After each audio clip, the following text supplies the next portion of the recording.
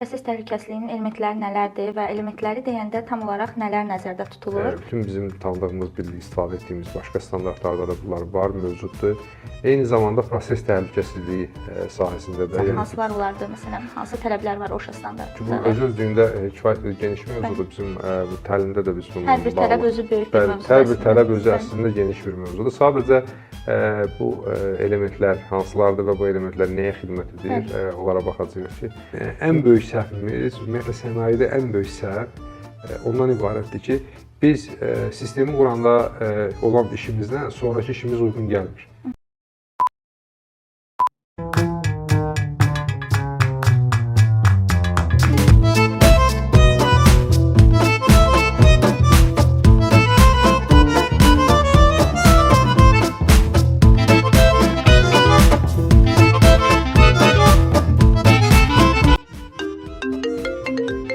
Talk now, Chief.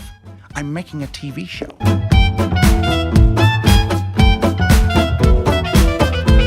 Hər vaxtınız xeyir, hörmətli Köksəbəb izləyiciləri. Söz verdiyim kimi, bu dəfə sizə proses təhlükəsizliyi idarə etmə standartının tələbləri barəsində danışacağıq. Bizim əslində bu mövzu ilə bağlı kök səbəbimiz odur ki, proses sahəsində çoxlu hadisələr baş verir və ümumiyyətlə kimya sənayesində, bizim zavodlarımızda, ölkəmizdə olan zavodlarda və ümumiyyətlə dünyada bu sahədə, bu sənayedə müxtəlif ciddi hadisələr baş verir və keçən dəfə də qeyd etdiyim kimi bu hadisələr çox ciddi və katastrofik nəticələrlə nəticələnə bilir. Ona görə də biz proses təhlükəsizliyinin aktuallığından danışmışdıq və söz vermişdim ki, proses təhlükəsizliyi ümumiyyətlə daha dərindən baxaq, elementləri hansılardır və hansı risklər var, hansı əlavə qayğılar yaradır, yoxsa işimizi bu standart rahatlaşdırır. Yəni, yenə də suallar hazırlamışıq. Şəbnəm xanım sualların ünvanlayacaq, mən də öz növbəmdə cavablandırmağa çalışacağım. Bəli. Anar müəllim, keçən dəfə də söz verdiyimiz kimi bugün proses təhlükəsizliyinin elementlərindən danışacağıq. Ümumiyyətlə proses təhlükəsizliyinin elementləri nələrdir və elementləri deyəndə tam olaraq nələr nəzərdə tutulur və bu elementlər hansı tətbiq sahəsini əhatə edir? Zəhmət olmasa bu barədə giriş məlumatlarımızı. Çox sağ ol Şəbnəm. Bu sualları elə toplayırsan bir yerə və həm izləyicilərimizin adından, həm də proqramımızın daha yaxşı yönümlü, daha belə deyim, məqsəd yönlü olması üçün böyük kömək göstərir. Elementlər deyəndə ümumiyyətlə hər bir standartın adətən tələblərin əsas başlıqları elementlər olaraq adlanır. Yəni bütün bizim tanıdığımız, istifadə etdiyimiz başqa standartlarda da bunlar var, mövcuddur. Eyni zamanda proses təhlükəsizliyi sahəsində də, yəni ki, qeyd etmişdik, OSHA standartı var. Yəni OSHA ümumiyyətlə İngiltərə demək ki, Amerikada olan bir qurumdur. Əslində İngiltərədə də IOSH var. IOSH və OSHA-nı adətən qarışdırırlar. Keçən dəfə də qeyd etmişdim bununla bağlı. OSHA Amerika standartıdır və daha doğrusu Amerikada peşə sağlamlığı və əməyin mühafizəsi üzrə belə deyək, dövlət qurumudur və onun öz standartları, öz tələbləri var ki, bu qurumun bunları təyin edir və sənayenin, belə deyək, sənayedə bu sahəni tənzimləyir, əsas bu işi yerinə yetirir. Və bu standartda da proses təhlükəsizliyinin idarə olunması standartında sırf proses sahəsinə, yəni kimya sahəsinə həsr olunur və burada da elementlər, yəni həmin standartın tələblərini göstərir, tələblərini etibar edir. Və bu standartın əslində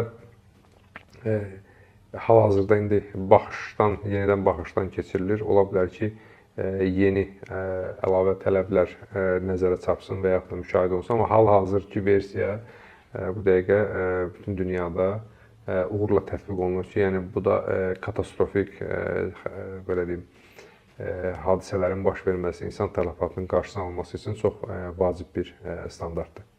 Bu dəyişikliklər əsasən nədən sonra planlanır və yaxud nədən sonra təkrar baxış keçirilir standarta? Belə deyim, ümumiyyətlə standartlar həm yaranır, həm də dəyişir. Ona görə ki, ona tələb var, tələb olur, yəni ehtiyac yaranır. Yəni müxtəlif proseslər gedir, müxtəlif fəaliyyətlər gedir. Yəni heç bir standart birinci dəfədə mükəmməl ola bilmir. Ümumiyyətlə standartın yaranması səbəbi ya müəyyən hadisələrin baş verməsi olur, ya müəyyən hansısa bir inkişaf prosesi və yaxud da ki, müəyyən bir qanuna uyğunluğu formalaşdırmaq, tənzimləmək üçün bir prosesləri və yaxud da ki, hansısa bir tələbləri. Çünki keçən həftə qeyd eləmişdik, yəni standartlar olmayanda xaotiklik yaranır. Yəni ola bilər ki, 5 nəfər eyni şeyi fərqli yöntəmlərlə, fərqli metodlarla hamısı da doğru olsun, hamısı da düz qaydada etmiş olsun. Amma yaranan fərqliliklər istər-istəməz ciddi fəsadlara yol aça bilir. Yəni bəzi sahələr var ki, məsələn, xüsusən də proses kimya sənayesi burada fərqlilikləri tolerə eləmək olmur. Yəni bunları dəyişmək mümkün deyil. Ona görə yəni fərqli yanaşmalar tətbiq etmək olmur. Yəni düz olsa belə, yəni vahid yanaşma olmalıdır. Vahid yanaşmada standartlar təmin edilir və yenə də standartlar zaman-zaman yaranmış tələblər nəticəsində mükəmməlləşir, yəni təkmilləşdirilir. Bu da o səbəblərdən biridir ki, yəni baş vermiş hadisələrin nəticəsində olunan tövsiyələr, yəni qlobal bir dəyişiklik gözlənilmir, amma yəni xırdapara müəyyən dəyişikliklər ola bilər ki, yəni bu da mütəmadi olur. Təbii ki, standartın yeni versiyasında da əgər hansısa bir dəyişiklik varsa, öz əksini tapacaq. Aydındır. Anar müəllim, tələblərimizin artıq belə deyək, konkret adlarını saysaq, yəni elementlərin adlarını saysaq, hansılar olardı? Məsələn, hansı tələblər var OSHA standartında və yaxud proses təhlükəsizliyi? Tələblər əslində mən vaxtımız imkan verdikcə mən tez bir, çünki bu öz-özlüyündə kifayət qədər geniş mövzudur. Bizim bu təlimdə də biz bununla bağlı. Hər bir tələb özü böyük bir mövzudur. Hər bir tələb özü əslində geniş bir mövzudur. Sadəcə bu elementlər hansılardır və bu elementlər nəyə xidmət edir, onlara baxacağıq ki, ümumiyyətlə 14 element var OSHA standartında. Yəni hər bir elementdə özlüyündə vacib tələbləri müəyyənləşdirir. Burada yəni tələblər konkret olaraq səthə mütəxəssisləri üçün və yaxud da ki, kimya mühəndisləri, bu tələb konkret proses zavodunun proses sahəsinin hamısını belə deyək, tam şəkildə əhatə edir.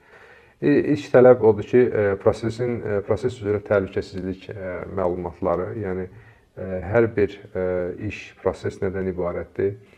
İstənilən zavod təşkilatı əgər proses təhlükəsizliyi sahəsindədirsə, onun proses təhlükəsizliyi məlumatlarını müəyyən etməlidir. Yəni hansı maddələrlə işləyir, hansı temperaturda işləyir, yəni hansı fəsadlar ola bilər, hansı problemlər ola bilər, hansı proseslər gedir ümumiyyətlə, hansı fəaliyyətlər var, saxlaması, nəql olunması, ümumiyyətlə proseslə bağlı hər bir məlumat vacib hesab olunur.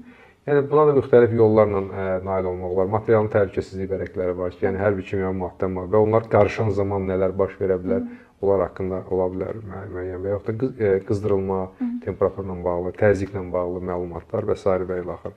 Və ümumiyyətlə zavodunla bağlı, zavodun bütün işləmə diaqramları, sxemləri, prosesləri hamısı yəni bu məlumatda əks olunmalıdır. Yəni proses təhlükəsizliyi məlumatları əksik olarsa, bu da o deməkdir ki, növbəti mərhələ, yəni proses təhlükələrinin analiz olunması. Bu düzgün baş verməyəcək. Çünki biz hansısa məlumatı verməmişiksə və yaxud hansısa məlumatı əhatə etməmişiksə, o deməkdir ki, bu analizdən, bu baxışdan kənarda qalır. Və baxışdan kənarda qalan artıq nəzarət olunmur deməkdir.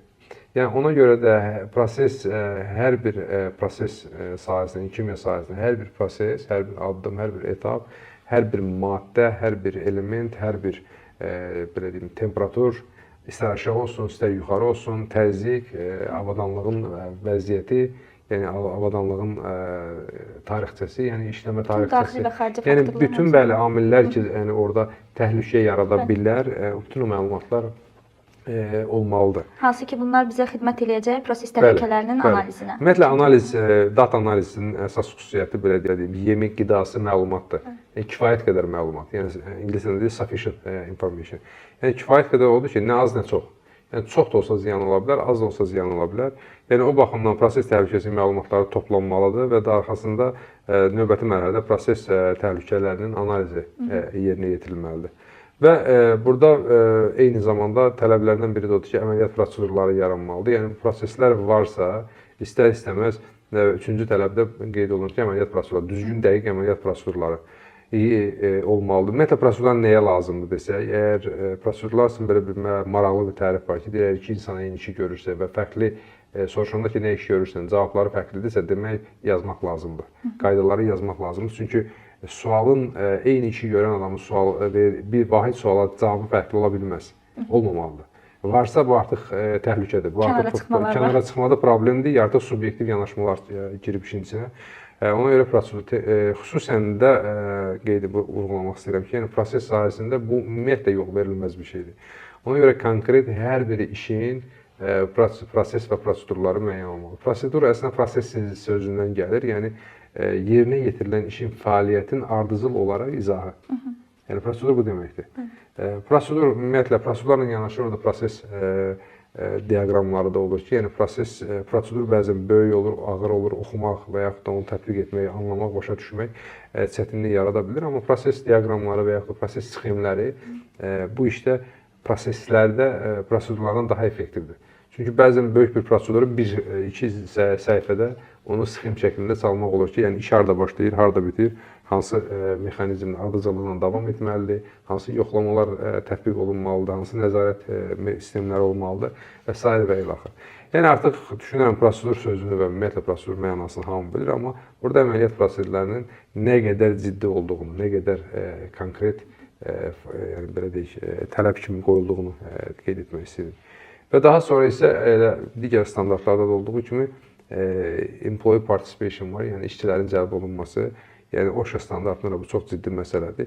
Biz kimisə kənara qoya bilmərik bu prosesdə. Zavodda işləyən hər bir əməkdaşın belə deyək, lazımdır ki, onlara bu proses təhlükəsizliyi məlumatları ilə məlumatlandırır. Çünki bəzi hallarda onların bildiyi və onların belə deyək, müşahidə etdiyi elə problemlər olur ki, ümumiyyətlə reallıqda problemləri belə deyək, masa arxasından nə görmək olur, nə hesablamaq olur, nə də proqnozlaşdırmaq olur. Ona görə həm bu baxımdan ki, onların prosesə faydası olacaq, onlar proseslər, spesifik proseslər haqqında daha böyük bilgiyə, geniş bilgiyə sahib ola bilirlər və yaxud da proseslərin də təhlükələrin analizinin nəticələri ilə tanış olacaqlar ki, onların məlumatlılığı artsın, yəni biliyi artsın ki, onlar iş görən zaman artıq nələri etmək olar, nələri etmək olmaz, ən azından bu kimi problemləri,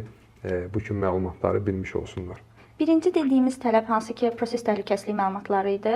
Elə onların toplanması zamanı yəqin ki, işçilərin iştirakından istifadə olunur. Bəli, artıq ümumiyyətlə proseslər hər bir zavod dizayn olunanda iş görəndə onun konkret bir məqsədi olmalıdır ki, yəni standartın birinci belə deyək, tələbi nədir? Scope of work, yəni işin əhatəsi. İş nədən ibarətdir? Nə iş görürsən? Hansı ki, onu işi görən özləri bilirlər. Yəni bu zavoddur. Yəni burada nə qarışdıracağıq? Burada hansı kimya proses gedəcək? Nəyi emal edəcəyik? Yəni bu mütləq bilinməlidir. Bütün digər sahələrdə də bu belədir. Sənayenin bütün sahələrində scope of work, nə iş görəcəyik onu bilməliyik və ona görə sistemimizi qurmalıyıq. Bizim ən böyük səhvimiz, ümumiyyətlə sənayedə ən böyük səhv ondan ibarətdir ki, biz sistemi quranda olan işimizdən sonraki işimiz uyğun gəlmir. Biz başlayırıq müəyyən bir skopdan, müəyyən bir əhatə sahəsindən, sonra yavaş-yavaş böyüyür və yaxud da yavaş-yavaş kiçilir və yaxud da ki, yavaş-yavaş başqa sahələrə meyillənirik və sistemimiz isə olduğu kimi qalır.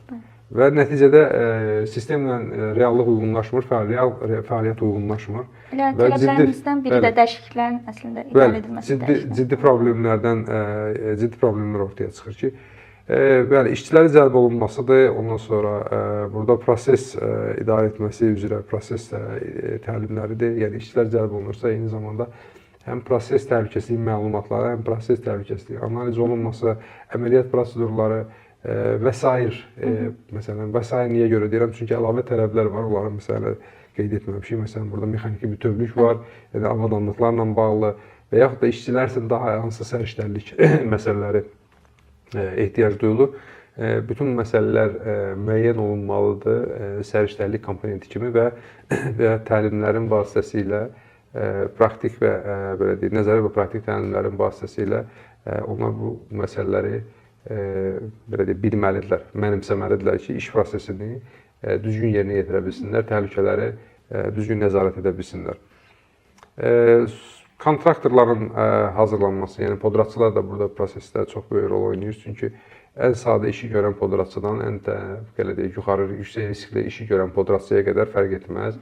Yəni prosesdə kritiki rol oynayan podratçılar və az kritik rol oynayan podratçılar, amma istənilən halda podratçılar sahəyə girməmişdən öncə onların iş prosesinə görə hazırlıq və onların mövcud sistemə inteqrasiyası nəzərə alınmalıdır. Niyə deyirəm? Məsələn, qeyri-kritik. Məsələn, elə işlər var ki, onlar sadə işlərdir. Məsələn, proses zavodunda ofis binasının şüşələrinin təmizlənməsi sadə bir iş kimi görünə bilər. Və yaxud da ki, hansısa bir proses üzrə hansısa bir keyfiyyət nəzarəti və yaxud avadanlığa sadəcə baxış keçirilməsi sadə bir iş kimi görünə bilər. Amma proses zamanı əgər kontraktor, yəni podratçı tərəf və yaxud da ki, inspektor, üçüncü tərəf ki, gəlib sahəyə girəndə oradakı yüksək riskləri bilmirsə, təbii ki, ola bilər ki, onun belə deyək, risklərə uyğunlaşdırılmamış davranışı və yaxud da ki, ola bilsin, məsələn, sahəyə, əraziyə fotoaparat gətirsin, qığılcım potensialı yaratsın və yaxud telefonla gəlsin, alışqanla gəlsin və yaxud da istifadə etdiyi alətlər qığılcım əleyhinə olan alətlər olmalıdırsa, ola bilər ki, podratçı bundan məlumatsız olsun və sadə alətlərlə, karbon metal alətlərlə gəlsin sahəyə ki, çünki qığılcım əleyhinə istifadə olunan alətlər onların tərkibi metal olaraq tərkibi fərqlidir. Yəni oradan berilyum, mis, alüminium və s. kimi qarışımlardan istifadə olunur ki, istifadə zamanı qığılcım yaratmasın. Biz podratçı bunları necə biləcək? Və təbii ki, podratçılar dediyim kimi riskin dərəcəsinə görə, kritikliyinə görə bu amilləri öyrənəcəklər və qarşılıqlı təbii ki, zavod və müəssisə və podratçı arasında onlar da bu prosesə hazır olmalıdırlar ki. Bəs qanunvericilikdə mən üzr istəyirəm, bu necə nizamlanır? Yəni ki, əgər hər hansı bir qəza və yaxud təhlükə baş verən zaman bu məsuliyyət hansı tərəfdə qalır? Yəni şirkətin özündəmi, yoxsa podratçılarda? Ümumiyyətlə bütün dünyada belə bir tendensiya var. Mən əksini görməmişəm heç bir çalışdığım ölkələrdə də, ümumiyyətlə dünya praktikasında heç vaxt rast gəlməyim. Yəni mülkiyyət sahibi həmişə cavabdehlik daşıyır. Yəni zavodun sahibi, zavodu işlədən, zavodun necə deyim, fəaliyyətində hüquqi məsuliyyəti olan tərəf həmişə birinci məsuliyyət onun üzərindədir. Təbii ki, əgər təlimatlar verilibsə, razılaşmalar yerinə yetirilibsə, podratçı bu qaydaları pozubsa, o zaman podratçı da məsuliyyət daşıyır. Amma podratçının bunun pozmaması üçün yenə də dolayısı yolla şirkət müəssisənin üzərində yenə məsuliyyət var. Yəni biz deyə bilmərik ki, mən dedim, bitdi. Podratçı girib istəyir eləsin, istəyir eləməsin. Çünki burada demək məsuliyyəti bitirmir, nəzarət axıra qədər olmalı, tam nəzarət olmalıdır ki, yəni podratçılar burada daxili qaydalara, yəni müəssisənin daxili qaydalarına nəzarət etmiş olsunlar. Sonra gəlir bizdə 7-ci pre-startup məsələləri, yəni işə başlamazdan öncə yoxlamalar. Yəni proses elə bir sahədir ki, yəni bütün digər sahələrdə də bəlkə deyilir, qeyd olunur, amma prosesdə mütləqdir. Yəni hər hansı biz işi planlaşdırırıqsa, istər təmir işləri olsun, istər zavodu dayandırıb yenidən işə salırıqsa, fərq etməz. Yəni istənilən halda pre-startup, yəni işə başlamadan öncə yoxlama keçirməli, baxış keçirməlidir. Bu baxışda nədir? Yəni bu baxış da odur ki, bizim əvvəldən axıra qədər saydığımız məsələlərin yerində olub-olmadığını öyrənmək üçün proses təhlükəsizliyi məlumatları, proses risklərinin qiymətləndirilməsi, təhlükələrinin risklərinin analizi qiymətləndirilməsi, orada iştirak edən işçilər, onların təlimatları, orada istifadə olunacaq avadanlıqlar, onların işə uyğunluğu və s. və ilaxır. Yəni bütün yoxlamalar hamısı aparılır və nəzarət olunur ki, yəni artıq biz təhlükəli işə başlayırıq, başlaya bilərik, yoxsa yox. Yəni mən son zamanlarda rast gələn hadisələrdən də görürəm ki, bu bütün proseslər, pre-startup prosesləri yoxdur, heç yerinə yetirilmir. Yerinə yetirilsə, ən azından yerinə yetirilsəydi, o hadisələrin ən azından startupda qarşısına alına bilərdi. Startup bir növ nəzarət tələbidir, yəni. Bəli, startup yəni odur ki, istər ola bilər ki, zavodu dayandırmaq özü də bir startup. Zavodu dayandırsan təmirə, o təmirin startupudur. Bəli. Təmir bitdi, təzədən yenidən işə salınmalıdır. Commissioning oldu, yenidən işə salınmalıdır. Yəni işə salınanda da yenə startup edirsən, artıq zavodu işə salırsan. Yəni hər hansı bir işin başlanğıcı o işin startupı sayılır və istənilən startupda da biz yoxlamalıyıq ki, hansı məsələlər yerinə yetirilməlidir. 8 mechanical integrity'dir, yəni bütün zavod, yəni bütün müəssisədə nə qədər prosesdə iştirak edən birinci dərəcəli kritik avadanlıqlar varsa, onlar hamısı mexaniki bütövlüyü təmin etmək üçün yoxlanmalıdır. Yəni zavod müəssisə bilməlidir ki, prosesdə hansı avadanlıqlar istifadə olunur. İstər siyirtmələr olsun, istər boru sistemləri olsun, istər fərqli, yəni ayrılıqda olan avadanlıqlar bütün prosesdə istifadə edən nəzarət ölçü cihazları fərq etməz. Yəni bunların hamısının düzgün tələblərə uyğun şəkildə olmasından əmin olmaq lazımdır. Və burada isti işlər üçün icazədə ümumiyyətlə permit to work 9-cu element üçün kimi qeyd olunur ki, çox vacibdir bu da. Yəni hər bir iş yerinə yetirildiyi müddətdə, yəni yerinə yetirilmək üçün işə icazə sistemləri tətbiq olunmalıdır. Bu da xüsusən isti işlər üçün daha çox ciddi tələb olunur. Digər işlərdə isə riskin səviyyəsindən asılı olaraq bu müəyyənləşdirilə bilər. Yəni burada əsas məqsədimiz belə deyim, pre-startup yoxlamanı eləyirik, amma düzdür. Yenə də hansısa bir əməliyyatı, hansısa bir prosesdə işi görməkdən ötürü işə icazə sistemin, iş mexanizmin olaraq biz belə deyək, işə salmalıyıq ki, ekstra əlavə hər şey, bütün proseslər belə deyək, bütün təhlükələrə nəzarət altında olaraq iş başlasın və yaxud da davam etsin. Ümumiyyətlə, 10-cu və yaxud qeyd etdiyi dəyişikliklərin idarə olunmasıdır. Ümumiyyətlə, hər hansı bir dəyişiklik fərq etməz. İstər insanlarla bağlı, istər avadanlıqlarla bağlı, istər proses təhlükəsizliyi məlumatları olsun. Yəni, müəssisədə nəticə etibarilə prosesə təsir göstərə biləcək, risk yarada biləcək, təhlükəni artırıb azalda biləcək hər hansı bir amil varsa, bunlar dəyişiklik hesab olunur və bütün bu dəyişikliklər də mütləq şəkildə prosesdə də əhatə olunmalıdır və mütləq idarə olunmalıdır və qiymətləndirilməlidir. Ki, artıq buradan sonraki proseslər daha çox, belə deyək, düzəldici və önləyici məqsəd daşıyır. Məsələn, ona qədər olan proseslər daha çox tətbiq olunma, hazırlıq, planlama tələbləri müəyyənləşdirir ki, 11 hadisələrin araşdırılmasıdır. Yəni, istənilən hadisələr prosesdə fərqi yoxdur. Proses sənayesində hamı bir-birindən öyrənir. Yəni, CSP dediyimiz Chemical Safety Board, Amerikada olan məşhur qurumdur ki, məsələn, mən izləyicilərə çox tövsiyə edirəm ki, CSP-nin videolarına baxsınlar. CSP mükəmməl, yəni qəza araşdırma portfeli var. Hamısının videoları var, hansı proses zavodunda, hansı platformada, hansı qrupuda necə baş verib, hansı hadisə. Bütün onların, belə deyək, reportları, hamısının araşdırma nəticələri, səbəbləri, kökləri hamısı orada qeyd olunur. Hətta həlləri belə. Bəli, hətta həlləri, təklifləri belə ki, yəni peşəkarlar tərəfindən, mütəxəssislər tərəfindən hətta həllər də orada qeyd olunur.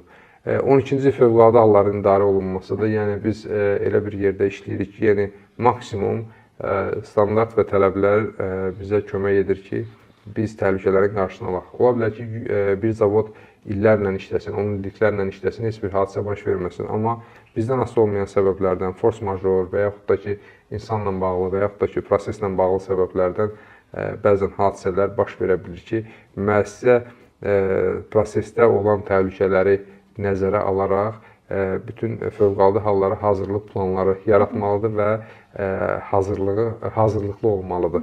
İstər avadanlıq baxımından, istər komanda baxımından, yanğın söndürmə komandası, peşəkar xilas etmə komandası və s. və ilaxır ki, burada yerli belə deyək, fövqəladə hallarla məşğul olan qurumlarında rolu böyükdür. Təbii ki, onlarla da müəyyən əməkdaşlıq bağları, əlaqələri qurulmalıdır ki, yəni nəticədə biz istəmirik hadisə baş versin və bütün bu standartın da qayəsi odur ki, sıfır belə deyək, proses hadisəsi. Amma bir şəkildə belə deyək, hansısa bir boşluq nəticəsində ola bilər. 1% olsa ehtimalımız ola bilər və həmişə biz hazırlıqlı olmalıyıq, hadisələri araşdırmalıyıq və fövqəladə hallara hazırlıqlı olmalıyıq ki, bu da mütləq lazımdır. Və təbii ki, onun üstə burada artıq auditlər yoxlamalardır. Yəni bütün bu tələblərin yerində olmasından, yəni sistemin işləməsindən müəssisə zavod əmin olmaq üçün peşəkar belə deyək, auditorlar yetişdirir, hazırlayır, təlimlər keçir və həmin auditorların vasitəsilə proseslərə nəzarət edir. Yəni proseslər çox ciddi və yüksək təhlükəli olduğu halda ola bilər ki, kənardan mütəxəssislər də bu proseslərə cəlb olunmuş olsun. Və nəhayət sonuncu isə 14-cü burada trade secretdir, yəni burada ticarət belə deyək, sirləri, yəni ki, hər bir zavodun, hər bir müəssisənin, xüsusən də proses sahəsində müəyyən ticarət sirləri ola bilər. Yəni PSM standartı, OSHA standartı proses təhlükəsizliyi idarə etməsi üzrə bu belə deyək, bu sirlərin açılmasına heç bir ziddiyyət təşkil etmir. Yəni heç bir tələb qoymur ki, bu sirlər açılmalıdır. Amma təhlükəsizliyin qarşısını almaqdan ötürü lazım olan məlumatlar hamıya belə əlçatan olmalıdır. Yəni ola bilər ki, ticarət sirri deyəndə nə başa düşür? Məsələn, elə bir müəssisədə elə bir məhsul istehsal olunur ki, müəssisə onun reseptini heç kimə bildirmir. Yəni o sir müəssisədən müəssisə istəmir ki, onu başqaları da bilsin və ya eyni istehsal etsin. Yəni bu normal bir haldır. Bir ticarət qida sənayesində də bu var. Məsələn, patentləşdirir və resept özünə məxsusdur və həmin reseptdən özü malı istehsal edir. Amma proses kimyası, proses təhlükəsizliyi tələb edir ki, sirlərin pozulmaması şərti ilə, müəssisənin ticarət sirlərinə ziyan dəyməməsi şərti ilə proses təhlükəsizliyi üçün lazım olan bütün işlər görülməlidir, yerinə yetirilməlidir və ona görə də o səbəbdən də bu 14-cü bənd olaraq bizdə belə deyək, OSHA standartında müəyyənləşdirilir. Dediyim kimi, burada kifayət qədər, bunun hərəsi ayrı-ayrılıqda bir mövzudur. Yəni biz sadəcə müzakirə edirik və burada hansı elementlər var və bu elementlər bizə hansı faydanı verə bilər, onlardan danışmağa çalışırıq. Təbii ki, bu təlim deyil. Belə, bu qədər düşünürəm ki, 14 element yəni kifayət qədər əhatə olundu. Əlavə yenə də suallar ola bilərsə izləyicilərimiz tərəfindən ki, sadaladığımız tələblərə aid. Bəli, sadaladığımız tələblərə aid və yaxud da hansısa bir konkret sənayedə qalıblarsa ki, məsələn, görəm bu sənaye proses təhlükəsizliyinə aiddir, aid deyil. Məsələn, mən keçən dəfə sadalamışdım orada da bizim əsas diqqət etməli olduğumuz sahə kimya sənayesidir. Kənd təsərrüfatında da müəyyən proses elementləri var. Qida sənayesində də müəyyən proses elementləri var. Neft-qaz sahəsində, yəni ümumiyyətlə downstream bütövlükdə proses təhlükəsizliyinə aid olan bir sahədir. Məsələn, qazma prosesləri, neft quyularının qazılması prosesindən aidiyyəti olmayan bir sahədir. Və yaxud da neft anbarlarının, neft qazın saxlanması kənarda. Əgər heç bir proses getmirsə, sadəcə saxlanma, anbarlamadırsa, məsələn, bunlar prosesə aid olunmur. Amma digərlərində isə aid olunur. Çox sağ olun, Anar müəllim. Təşəkkür edirik. Əlavə suallarımız inşallah tamaşaçılarımızdan, izləyicilərimizdən gözləyəcəyik ki, növbəti verilişlərdə bu verilişimizə əsasən yaranan suallarını bizə ünvanlasınlar, biz də onlar üçün cavablayaq. Çox sağ olun Cəmlə. Çox sağ olun. Xudahafiz. Növbəti kök səbəbdə görüşürük.